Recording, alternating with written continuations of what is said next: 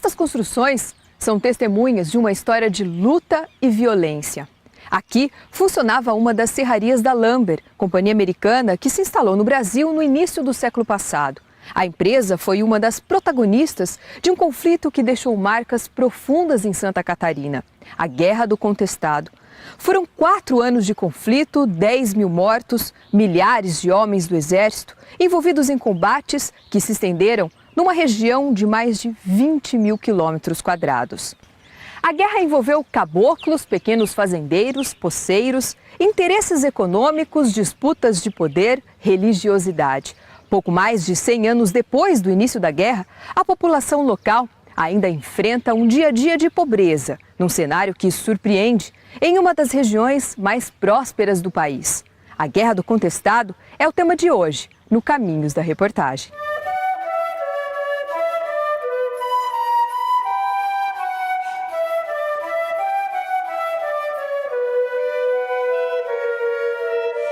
Já são 106 anos de caminhada. E nesta longa trajetória, Dona Sebastiana, filha de caboclos, ainda guarda na memória a lembrança de uma guerra.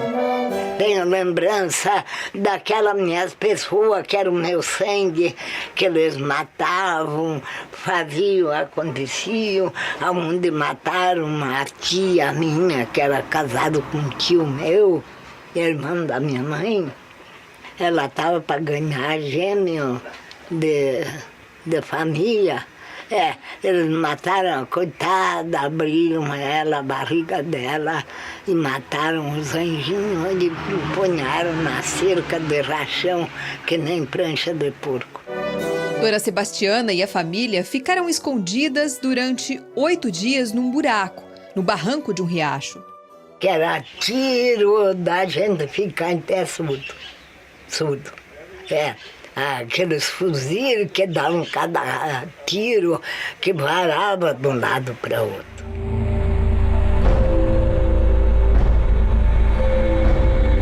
Dos tempos de guerra no Contestado já não se vê muita gente.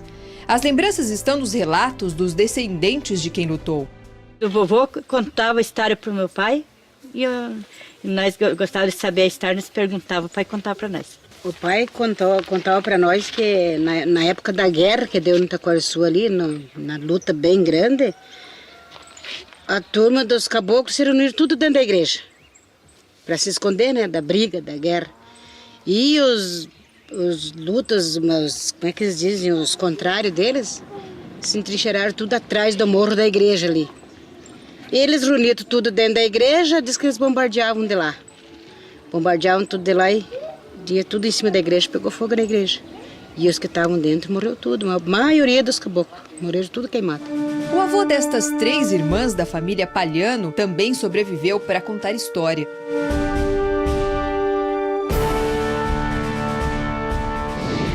Na época da guerra, este rio, o Rio do Peixe, dividia 2 estados, Santa Catarina e Paraná. Era uma região que ainda não estava bem definida. Um território disputado, contestado. Contestado é toda uma região que se estende no sul do Brasil, entre Santa Catarina e o Paraná, onde não haviam fronteiras definidas, né? Houve uma questão muito longa ali, entre 1900 e 1916, quando se procurava definir essas fronteiras, porque até a Argentina tentava, de certa forma, adentrar naquele pedaço em busca de plantações de erva mate.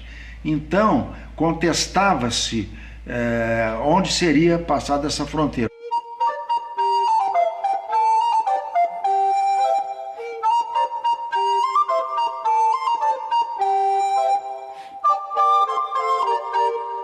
É nessa região, no começo do século XX, que moravam pequenos fazendeiros, poceiros, caboclos que mantinham lavouras para a subsistência e cultivavam erva mate. O Estado era praticamente ausente do cotidiano dessas pessoas, né? Quem era o Estado, essa abstração Estado para eles, era a figura do coronel, ali próximo, né? que mandava em tudo, né? Essas pessoas viviam sob a influência dos coronéis e grandemente marcadas pela presença da religiosidade. Um povo que necessitava da fé para sobreviver e acreditava em monges curandeiros. Eles são seguidores de um andarilho, de um chamado monge penitente, que muitos sertanejos chamavam ele de profeta, o João Maria. E era um andarilho que recomendava às pessoas uma série de práticas, de curas, e recomendava também uma relação com o meio natural muito própria. João Maria falava contra as queimadas e chamava a atenção das pessoas para a defesa das fontes de água, que logo as pessoas vão chamar de águas santas ou águas do monge. Também chamam de águas de São João Maria. O João Maria vai ser chamado de santo. Ele conhecia muito plantas medicinais, ele prescrevia essas plantas medicinais e que acabavam curando. Enfim, ele pregava, ele era uma religiosidade, era um catolicismo popular. O São João Maria é um apóstolo santo que apareceu no mundo. E o João Maria era um homem que salvou muita gente nesse tempo. Salvou muita gente nesse tempo. Ele ia nos matos e catava remédio. Este povo devoto vivia num país que se transformava. Era o fim do Império e o começo da República. A experiência que essa população do interior teve com a República foi uma experiência de dor, de sofrimento, guerras, aumento da tributação e aumento do poder local dos coronéis, dos grandes fazendeiros da Guarda Nacional. É uma época onde se vivia ainda o rescaldo, vamos dizer assim, da antiga Revolução Federalista. A Revolução Federalista, uma luta por maior autonomia dos estados, ocorreu no sul do Brasil após a proclamação da República. Foi uma guerra de grandes proporções, que redundou em violências praticadas de parte a parte, degolas, e de recrutamento militar forçado também praticado pelos dois lados.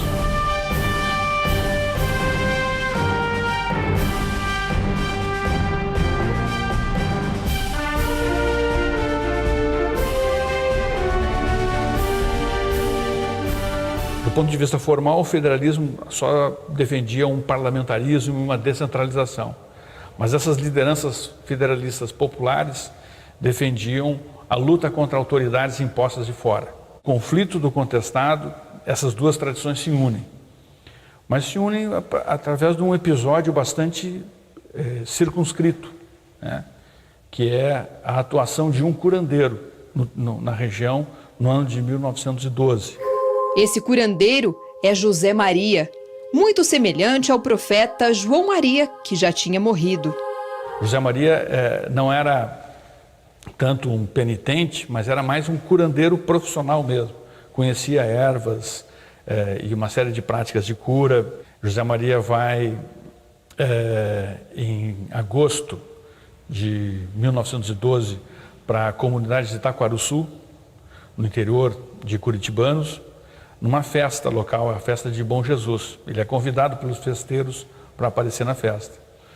A festa durava 4 dias, mas depois de passados os 4 dias, a festa não se desmobilizou, ela só foi aumentando o povoado de Itaquaruçu, porque aumentava o número de pessoas a procurar as curas de José Maria. A festa causou desconfiança no prefeito de Curitibanos, em Santa Catarina.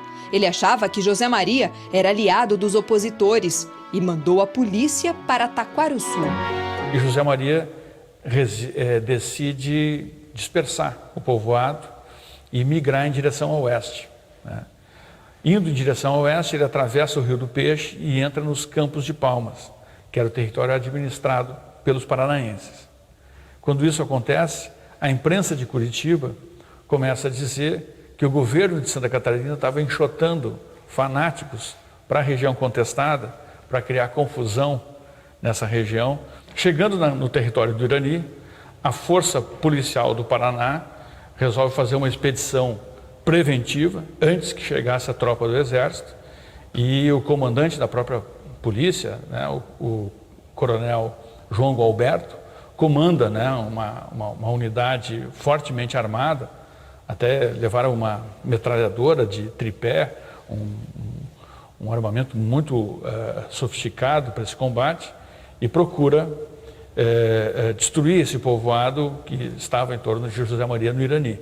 Aí vai se ter, nesse período, 22 de outubro de 1912, o primeiro combate, né, que é o combate chamado Combate do Irani. Era madrugada quando os homens do Regimento de Segurança do Paraná chegaram no Irani. Por aqui já estavam o monge José Maria e os caboclos. O encontro foi o estopim da Guerra do Contestado. E entre os mortos estavam os 2 líderes dos grupos que lutaram. Do lado do monge tem aproximadamente umas 300 pessoas, né? Esse combate ele vai ser travado sem uma preparação tática do João Gualberto. O João Gualberto chega na região apressadamente. Só que acontece que nesse enfrentamento o José Maria morreu e o João Gualberto também morreu. O José Maria e o João Gualberto, quando se tacaram no portão, que desbordegaram o portão, que a polícia veio para cá e eles entraram para lá. O João Gualberto levou o revólver, a malva dele era arma comprida, diz que era, é o que eles contam. Levou no José Maria, que atirou, José Maria largou o facão na hora, foi tiro para lá e facão para lá, os 2 caíram mortos. Para o governo, passado o combate do Irani, as pessoas não achavam que estava resolvido o problema do contestado. Não haveria mais nenhum outro conflito.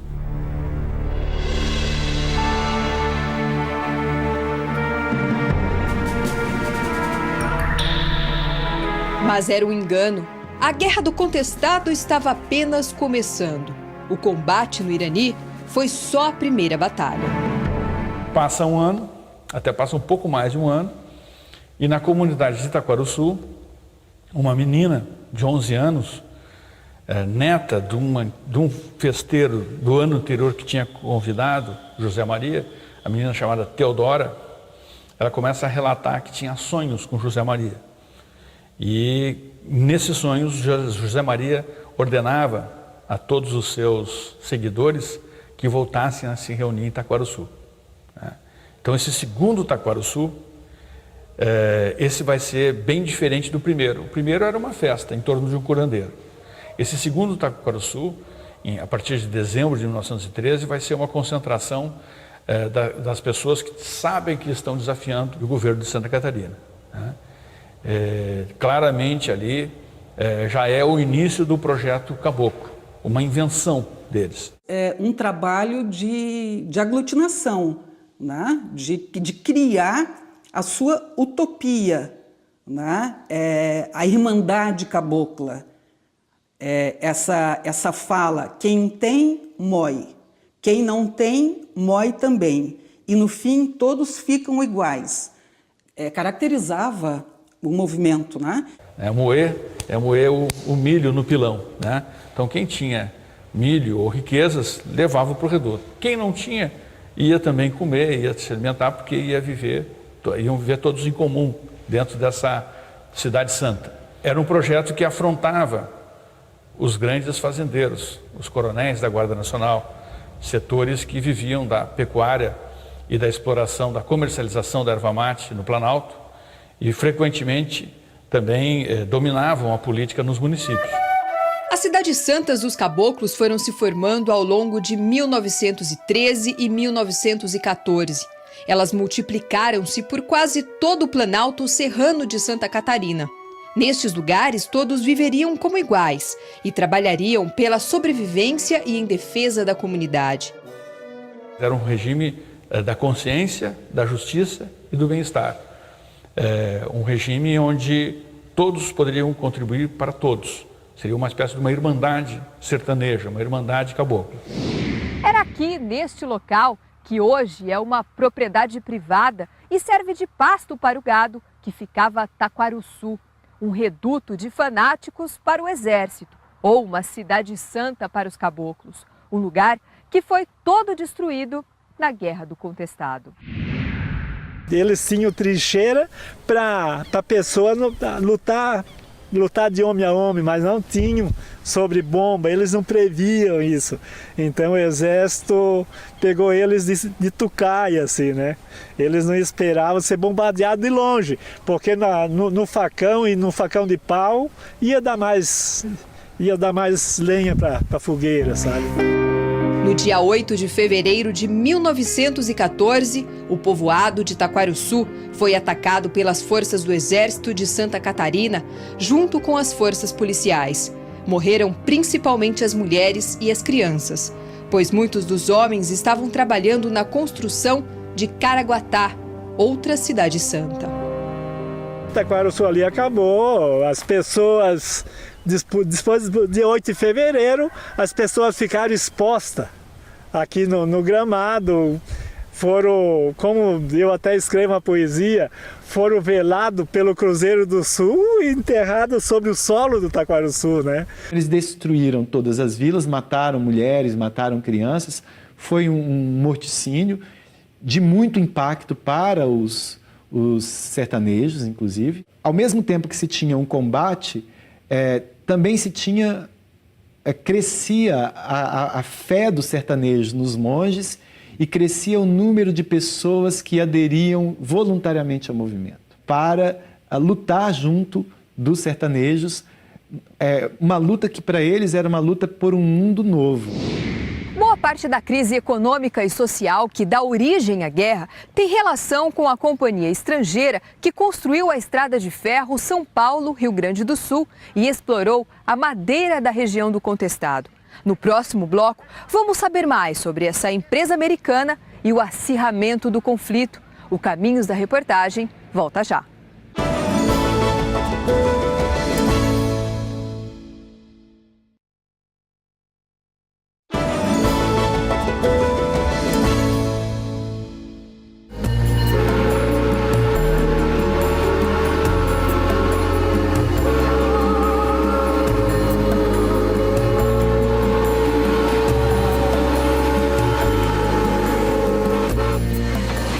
Uma das profecias feita pelo monge João Maria, né, de que um dia apareceria aqui na região um dragão, né, de ferro que cuspia fumaça e que esse dragão iria engolir as terras do povo, né?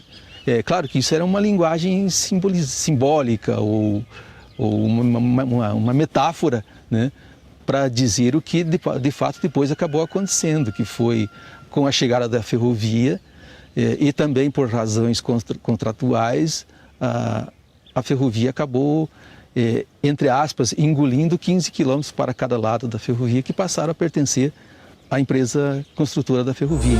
A concessão para a construção da estrada de ferro que ligaria Itararé, em São Paulo, até Santa Maria, no Rio Grande do Sul, foi dada ainda na época do Império, um ano antes da proclamação da República. Os primeiros trechos foram construídos em São Paulo e no Rio Grande do Sul.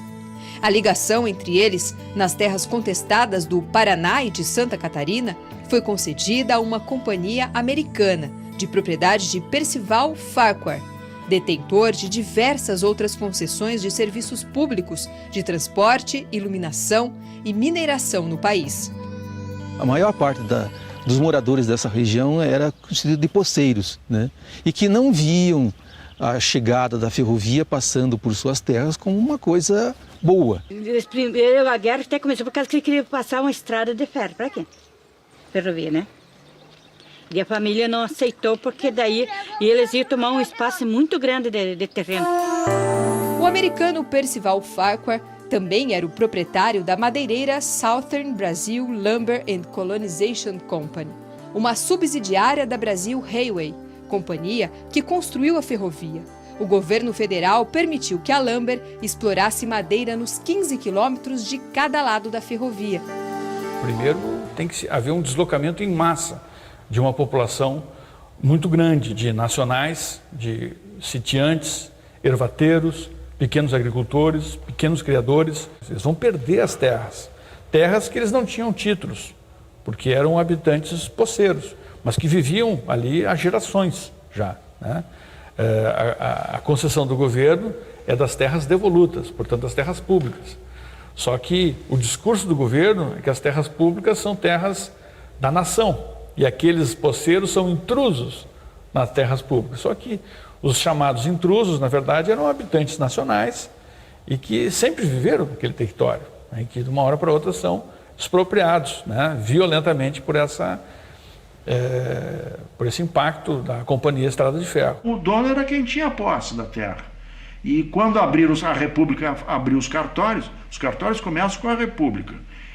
Alguns exploradores e assambarcadores de terra, grileiros, começaram a se apropriar dessas terras. E a própria Lumber Corporation e a South Brazil Railway também criaram uma South Brazil Colonization Company. Todo esse território foi, de fato, colonizado por europeus e seus descendentes, né? Então, os colonos europeus, eles pegaram os melhores solos, mais próximos às linhas de comercialização, à estrutura da estrada de ferro, né? Tinham mais facilidade para financiamento, crédito, tinham a propriedade da terra regularizada, né? Então, tudo isso facilitava a essas famílias de agricultores uma capitalização maior, uma formação de cooperativas. Então, são comunidades que se desenvolveram mais, né? Ao contrário dos caboclos que ficaram expropriados da sua terra, marginalizados, né, desses principais recursos, né? A estrada de ferro foi construída entre 1907 e 1910. Como parte do contrato entre o governo brasileiro e a empresa construtora, a empresa construtora ganhava também por quilômetro de estrada de ferro construído. Quer dizer, aí ela ganhou dos dois lados. Primeiro porque, construindo ao longo dos rios da região, evitava-se as obras de arte, como aterros, como pontes e viadutos. E, ao mesmo tempo, acompanhando também o percurso dos rios, essa estrada tinha mais sinuosidade e, logo, os trechos eram maiores, né? Logo, também, o lucro da empresa era muito maior. Por isso, a estrada é uma verdadeira serpente aqui na nossa região. Cerca de 8.000 homens vindos de todo o Brasil executaram a obra. Com a conclusão da ferrovia, milhares desses operários permaneceram na região, sem dinheiro para voltar aos locais de origem, e acabaram se juntando à luta dos caboclos pela terra. Se olharmos do ponto de vista da guerra, do conflito armado que vai acontecer, se analisarmos, por exemplo, os documentos militares, nós temos claro a ideia de que o exército vem para a região do contestado, tem como missão combater o elemento indesejado, né? Tanto que são comuns termos como, quando atribuídos aos sertanejos, como impatrióticos, facínoras, incautos, desordeiros. Eles vêm para combater esse elemento pernicioso, é um termo que se usa muito. Vem, elimina o elemento pernicioso e só assim pode-se continuar com o grande projeto de colonização e de criação de centro de riqueza permanente aqui no contestado. E o Exército e as forças públicas do estado do Paraná e de Santa Catarina vieram para cá para defender o capital internacional, né? É o que normalmente acontece e aqui na Lumber não foi diferente. Para os soldados do Exército, os caminhos eram desconhecidos e tortuosos, mais ou menos assim. Era difícil andar pelos morros e montanhas com armas grandes e pesadas. Além disso, tinha o frio intenso, muitas vezes com temperaturas abaixo de zero. Já para os sertanejos, essas florestas eram bem conhecidas, o que facilitou a vitória de muitas batalhas.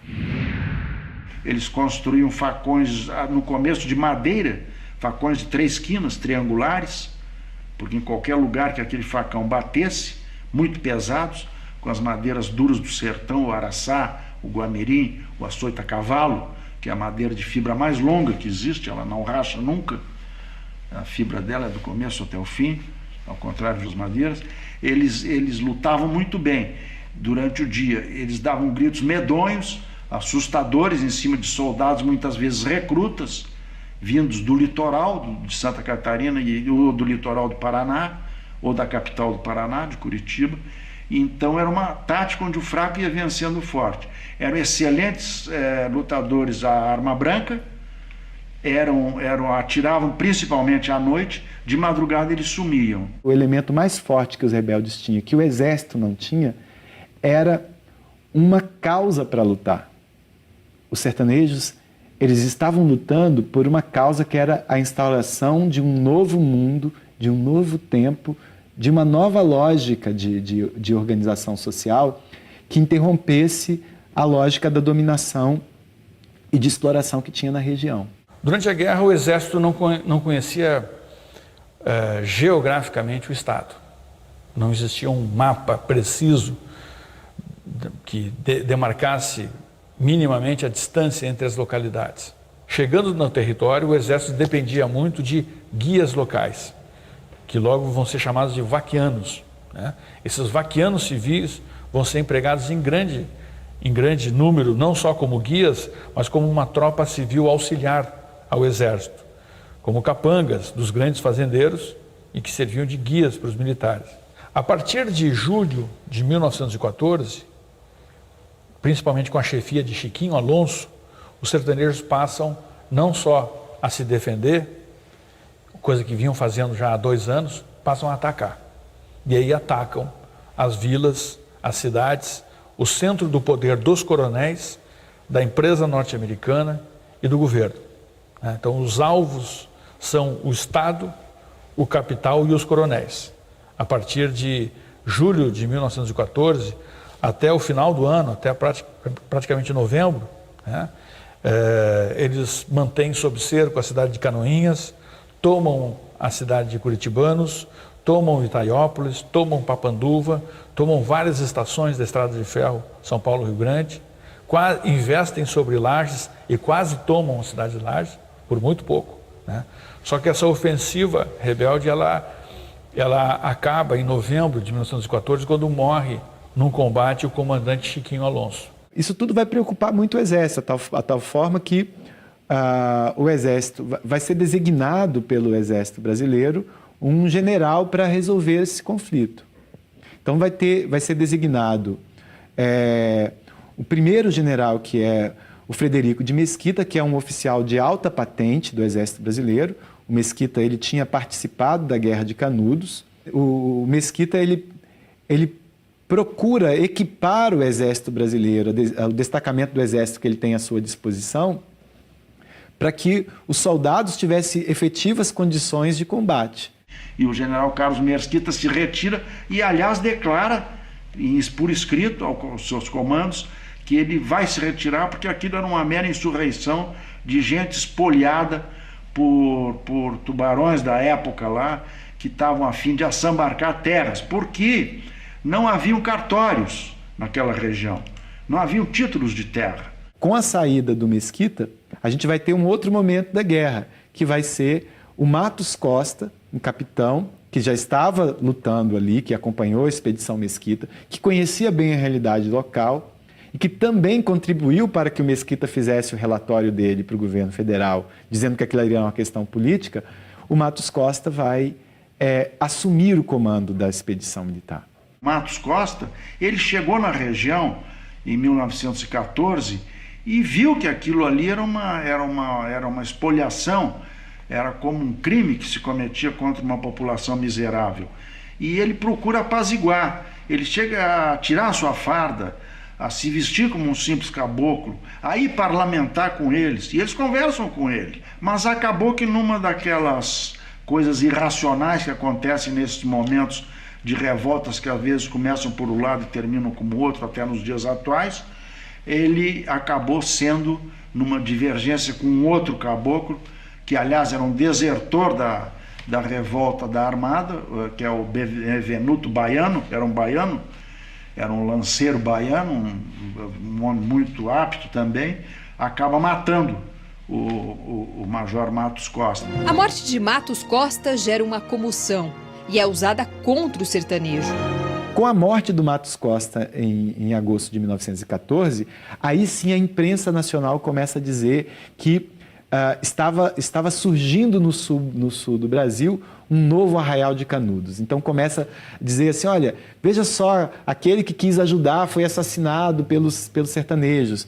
Então começa a haver toda uma campanha política nacional, a partir da morte de Matos Costa, que pressionava para fazer uma grande expedição militar aos moldes daquela de Canudos para resolver definitivamente o conflito no sul do Brasil. E resolver definitivamente significava exterminar, dar para as populações e para as comunidades do contestado o mesmo fim que foi dado a Canudos, né? Então, é nesse sentido que a gente vai ter um novo momento da guerra. E esse novo momento do conflito tem como protagonista o general Setembrino de Carvalho.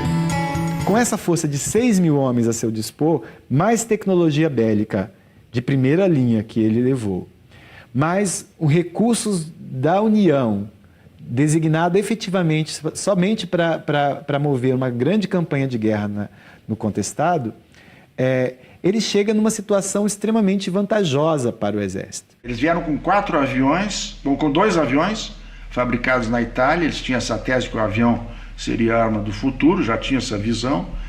Eram aviões quase com uma asa delta, assim, jogavam as granadas com a mão. E ele cercou os rebeldes por 4 pontas da Rosa dos Ventos: norte, sul, leste, oeste. Colocou um coronel Sócrates ao norte, o coronel Castro a oeste, e ao sul, numa grande tropa de 2 mil homens, o bacharel e coronel Raul Destilac Leal, que veio a ser pai até de um ministro futuro do governo Vargas. E ele a tese dele é que ele mataria os rebeldes pela fome, pelo cansaço e pela exaustão, porque ele impediria deles receberem alimentos, armas. São 4 colunas que vão espremendo o território de mais de 20 mil quilômetros quadrados, espremendo e impedindo que entrasse comida, né, e que qualquer pessoa saísse ou entrasse sem ser identificada. Surge uma figura chamada Flagelo de Deus, que se intitulava santo, que é Deodato Manuel Ramos, que era um caboclo, mulato, alto, espadaúdo, forte, tropeiro antigo, que resolve colocar todos os rebeldes num lugar só, que era o lugar chamado Vale do Rio Santa Maria. Era um lugar quase impenetrável, realmente uns paredões difíceis, um desses vales que o Brasil tem nas suas serras, que haviam poucas entradas. Mas aí o general Setembrino, fazendo esse cerco, vai cercando-os lentamente. E chama também do Rio Grande do Sul, da cidade de Santa Maria, os esquadrões da Cavalaria Gaúcha, experientes em campanhas militares anteriores, principalmente da chamada Guerra Federalista de 1893. E vem de lá um capitão gaúcho, chamado Tertuliano Potiguara, que vem à frente de cavaleiros, muito bem montado, com aquela cavalaria gaúcha brilhante, que existia desde o tempo dos farrapos, e vem com milhares de cavalos e cavaleiros gaúchos, e faz verdadeiras rásias, verdadeiras penetrações nesse vale onde ele podia, e ele tem ordens de matar o que ele encontrasse pela frente e queimar todas as casas que ele encontrasse. Ele não deixava nada em pé, o Tertuliano Potiguara. Ele foi realmente o carrasco final deles. Até que o general Setembrino e o coronel e bacharel Raul Destilac Leal conseguiram adentrar no vale. Depois dessas rásias que o Potiguara fez, eles adentraram no vale e venceram e mataram os últimos rebeldes. Os caboclos tentaram escapar do cerco armado por Setembrino, em vão. A guerra, que começou em Irani, terminou no Vale de Santa Maria. O cerco a Santa Maria acontece praticamente de fevereiro até abril de 1915. Foi um episódio extremamente violento, a destruição de Santa Maria. Aí o exército retira a sua tropa. Setembrino de Carvalho volta para o Rio de Janeiro e dá por encerrada a sua participação. Só que ele sabe que existem 3 redutos remanescentes.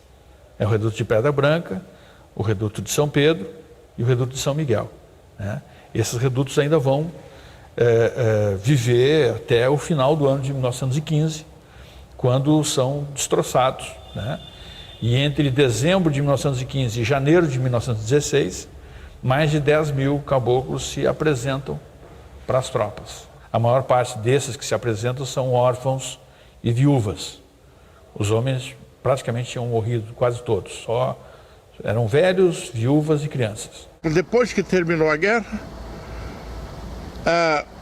os militares, as forças federais saíram e os governos ficaram incumbidos de fazer a limpeza que eles chamavam. A limpeza consistia na apreensão dos remanescentes e execução sumária na frente da família, de dedo em riste na cara deles, dizendo, degolava o cara e dizia, se vocês abrirem a boca, vai acontecer o mesmo com vocês.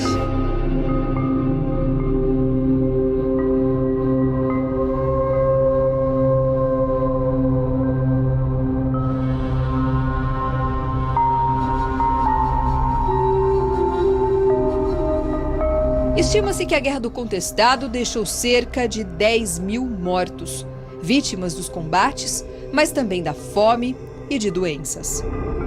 E o contestado, então, é varrido da face da terra e dele só resta uma memória assim mesmo maltratada, apagada pela pátina do tempo e da qual mal se lembra, que não houve interesse em divulgar em livros escolares, em nada, até porque não teve a presença de escritores juntos, e o que restou dele foi pedaços de cruzes jogadas no Planalto e lágrimas perdidas na chuva.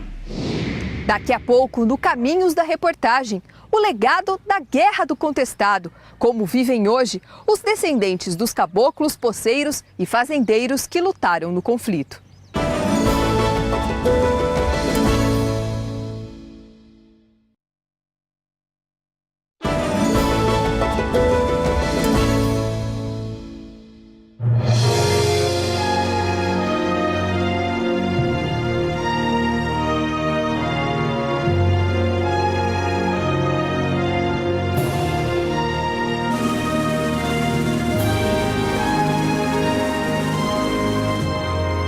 O trem que passou por estes trilhos trouxe no vagão progresso e desenvolvimento.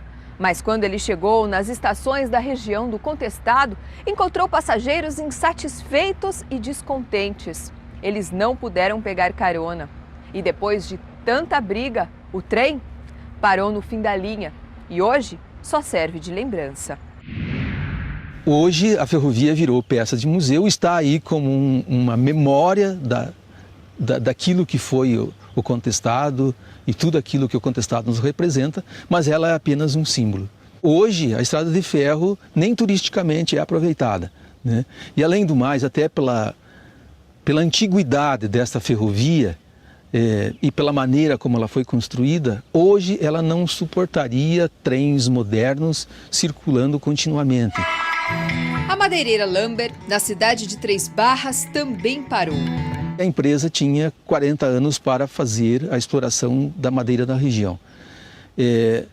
Com o tempo também houve uma falta de inovação dos recursos que a empresa tinha enquanto madeireira, né? E há até o próprio esgotamento dos recursos vegetais, né? Muitas árvores como esta foram retiradas da região para abrir passagem para a estrada de ferro. E para a gente tentar entender a dimensão dela, 5 pessoas vão abraçar o pinheiro brasileiro que hoje está ameaçado de extinção. 5 pessoas são necessárias para abraçar essa árvore. Calcula-se que a Lambert Corporation, uma empresa que ainda hoje existe nos Estados Unidos, em Oregon, ela tenha derrubado mais de 800 milhões de pés de araucária. Na própria derrubada da mata e no arrastar das grandes toras por correntes puxadas pelas composições de trem, as grandes toras de araucária e de embuia iam ao longo do caminho talando com pequenas árvores de erva mate, que serviam também para a subsistência dessa população local. Só que a Lumber não plantava, né? Só tirava o material e colonizava, né? Tinha 3 máquinas trabalhando, 10, 11, que traziam 12 matos, entende? Aqui do 3 Barras, iam para os matos, traziam todas essas toras Vinha a máquina, levava tudo para fora do Brasil. O Percival Farquhar, enquanto esteve na presidência da Brazil Railway Company, foi até o início da Primeira Guerra Mundial. Logo em seguida, com o não mais fornecimento de investimentos europeus, principalmente para a região, ou para o Brasil, ou para o próprio grupo, ele acaba saindo da presidência e o grupo entra em falência. Boa parte dos funcionários dela foi absorvida pelo Exército, né, que transformou então esta área central aqui na sede do campo de instrução Marechal Hermes, né, que é onde nós estamos agora. Sobrou muito pouco daquele grande complexo que a Lambert tinha aqui. Para vocês terem uma ideia, aqui eram cerca de 214 casas, né, mais todo o complexo madeireiro. Então aqui era uma cidade, né, era uma cidade dentro de outra cidade. O que ficou lá da Lambert são ruínas, casas de madeira que estão caindo. Então também não deixaram nada, o que mostra que essas multinacionais muitas vezes expoliam uma região e depois não fica nada. A região, até hoje, tem a economia voltada para a madeira. As empresas madeireiras têm, de um modo geral, uma tradição de que tem um ciclo de vida curto, né, e de concentração de renda também muito grande. Por isso que nós, infelizmente, mesmo sendo parte de um estado rico como é Santa Catarina, ou mesmo do Paraná, nós somos a região mais pobre de Santa Catarina. Nós não tínhamos segurança, não tínhamos escola, não tínhamos transporte, né, porque nenhum estado ousava investir na região com medo de perder, caso houvesse uma decisão, como de fato houve, para um outro estado, né? Então o Paraná não investia aqui, temendo que um dia, como de fato aconteceu, a área passasse a pertencer a Santa Catarina, né? E Santa Catarina fazia a mesma coisa. Então nós ficamos relegados a esse segundo plano durante anos, né? E com isso a região empobreceu.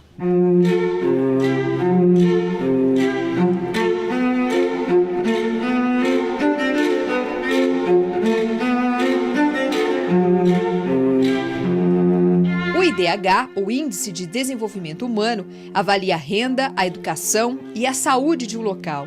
Existe um ranking nacional dos municípios brasileiros. Cidades como Irani, Caçador, Fraiburgo, onde fica o povoado de Taquarussu, e Três Barras, todas na região do Contestado, ocupam posições muito abaixo dos outros municípios da região sul do Brasil. Florianópolis, por exemplo, a capital do estado, fica na 3ª posição. O movimento do Contestado, pelo fato dele ter tocado em questões cruciais, como o coronelismo, o deslocamento compulsório de populações, os problemas ambientais de grandes proporções, né? Ele é um movimento nacional, né? Ele não é um movimento só local, né? Então ele diz respeito a questões ligadas à terra, à violência do coronelismo, à política oligárquica que eram de todo o Brasil naquele período, né? Então hoje o que a gente tem é uma população remanescente no Planalto, que vive nas periferias das cidades e no meio rural, nos piores terrenos, com as piores condições de subsistência, né? Em alguns municípios eles são comunidades extremamente pobres, né? Com alto índice de analfabetismo, mortalidade infantil muito alta. Os IDHs desses territórios da população remanescente do Contestado são muito baixos. A Guerra do Contestado, ainda hoje, é pouco conhecida.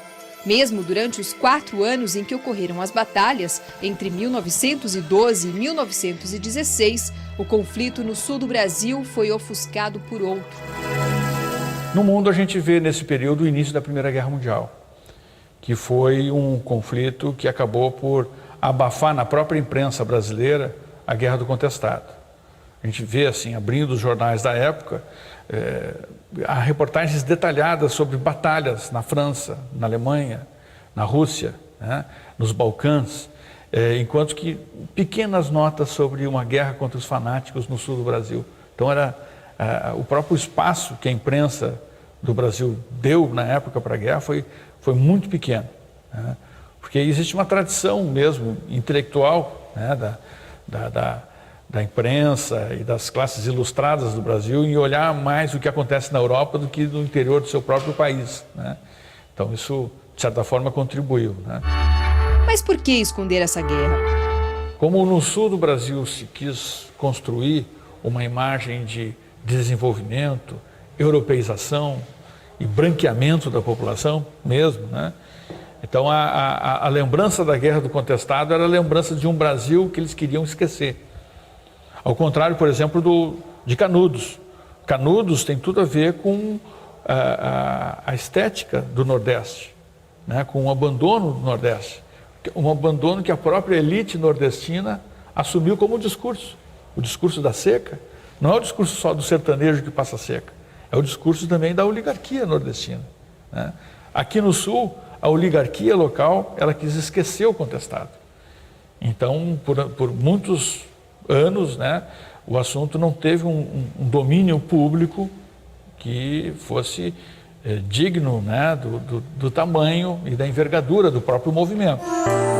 A Guerra do Contestado é um grande quebra-cabeça. As peças ainda estão espalhadas e escondidas, mas hoje em dia já tem muita gente com vontade de procurar, organizar e compreender isso tudo. O contestado ficou escondido propositalmente da história durante quase 100 anos. Pelo menos durante 90 anos, 80 anos ficou escondido. Com o tempo e com o renascimento cultural do povo brasileiro de 10, 15 anos para cá, começaram a surgir livros, estudos, filmes, né, feitos, DVDs, algumas coisas começaram a ser recapituladas, começaram a aparecer alguns escritos, até à mão em cadernos, de pessoas que acompanhavam isso. Eu mesmo, durante 30 anos, procurei juntar esse material que eu achava valiosíssimo e desconhecido. Mas outras pessoas também fizeram isso. Eu fiz um livro de caráter jornalístico, não é? Porque não haviam, como eu disse, jornalistas nem escritores na região. Procurei fazer um livro didático, vou distribuí-lo nas escolas, nas bibliotecas. Um resgate que também tenta ser feito pela população local.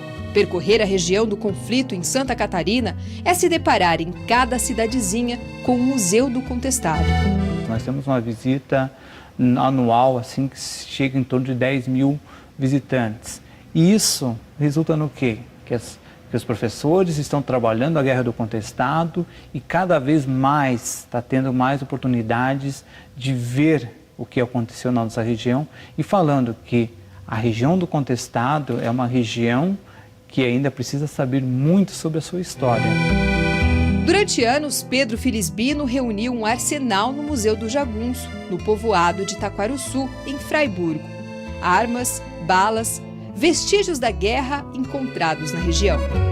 Há pouco tempo, o seu Florencio, um tio da minha esposa, brabo com uma vaca, sabe que esses bichinhos incomodam a gente, pegou uma pedra no chão, olhou, era uma bomba com 5, 6, uma bomba carregada. A gente acha bastante material exposto ainda, bem corroído, né, bastante, mas ainda se encontra por ali. Vai fincar um palanque ali para fazer uma cerca, dá numa castanha, né, tem bastante cápsula ainda.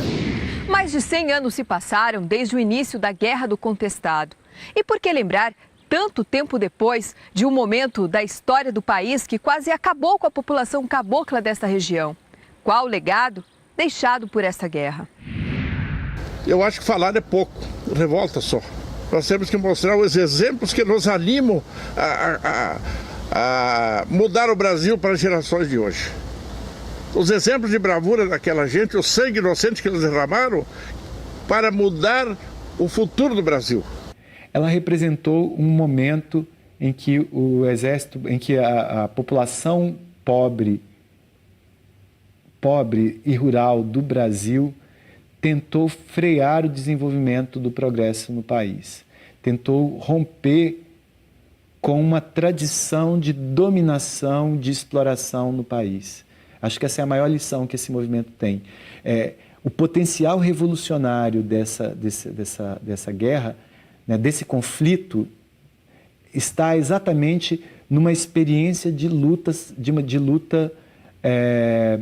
extremamente original na nossa história. Porque os sertanejos quando eles são vistos, apresentados como fanáticos, a ideia de que eles acreditavam nos monges e nos santos, eles são vistos como fanáticos, é um grande preconceito da sociedade em relação a eles. Porque o que essas pessoas fizeram foi simplesmente aliar uma cultura local a um desejo de mudança da história do Brasil.